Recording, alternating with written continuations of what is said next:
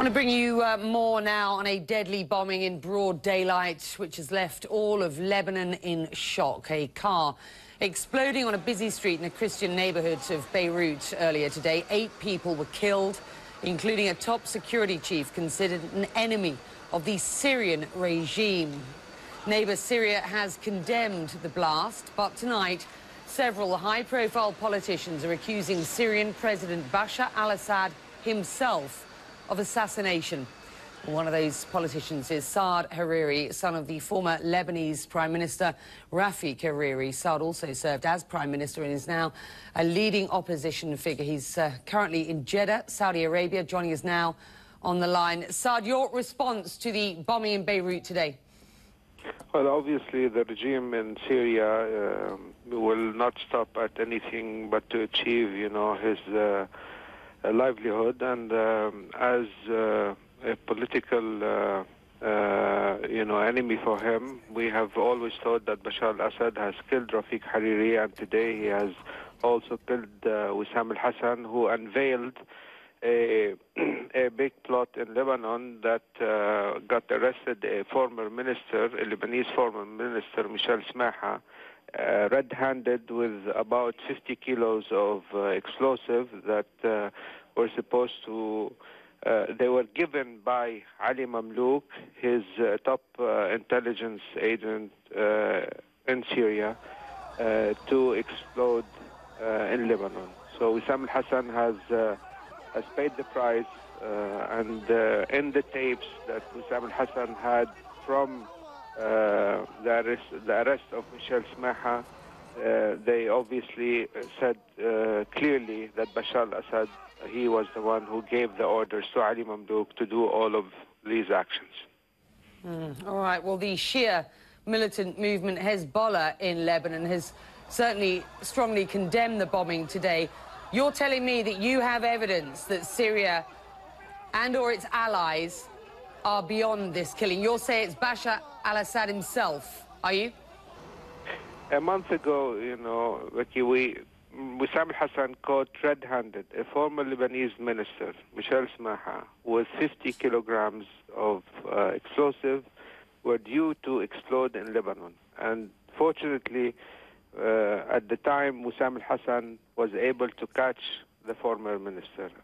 Unfortunately, today, Wissam al-Hasan paid the price of his success just a month and a half ago. This regime is killing his own people. So let alone, killing Lebanese, he will not even think twice. So I think Bashar al-Assad, and we all know that the threats that were given to Wissam al-Hasan the past few weeks were very obvious from the allies of Bashar al-Assad in Lebanon and outside Lebanon.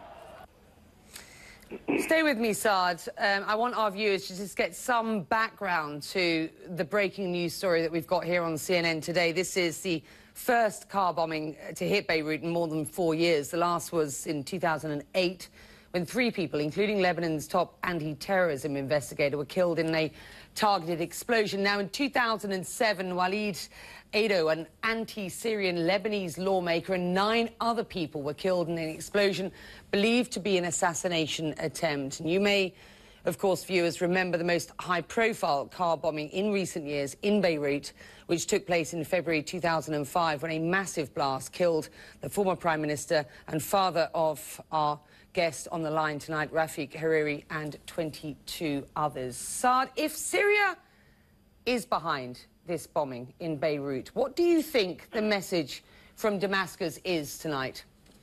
The message from Damascus today is we will, anywhere you are, if you're against this regime in Lebanon, we will come and get you. And today, Wissam al-Hasan, after his success in clearing that plot that Michel Smaha, a former Lebanese minister, who took orders from Ali Mamlouk, obviously they're saying to the Lebanese people that no matter what you try to do, we will keep on, assassinating the Lebanese until you become, or we become, what Hezbollah and his allies are. Since the War of 76, of course, Syria has had an enormous influence on Lebanon. Again, you know, for our viewers' sake, if some are slightly confused as to why we're talking Syria and Lebanon in the same voice, we must remind people of that. Saad, what sort of influence do you think Syria has on Lebanon and its politics today? You know, Syria today is becoming a proxy of Iran. As you know, also some of the allies of Syria and Lebanon are proxies of Syria and proxies of Iran. Today, when we are talking about Syria, we're talking about Syria and the allies of Syria and Lebanon. Unfortunately, some of the allies of Syria have gone as far as sending Lebanese to Syria to fight alongside of the regime against the free will of the people, which they want to change the regime. And that's a big problem for us in Lebanon.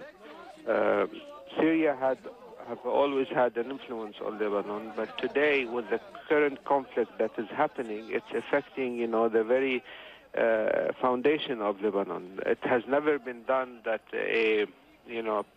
some Lebanese fought alongside with the regime for the sake of the regime. You know, we've always fought, wars.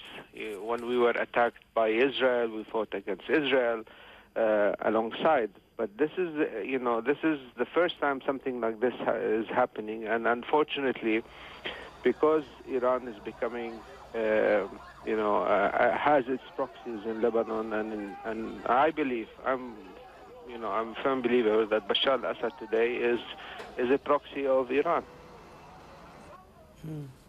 Saad, what happens next? How does Lebanon prevent itself getting sucked into this crisis? How do you, or what would you expect to see next if you were still Prime Minister, for example?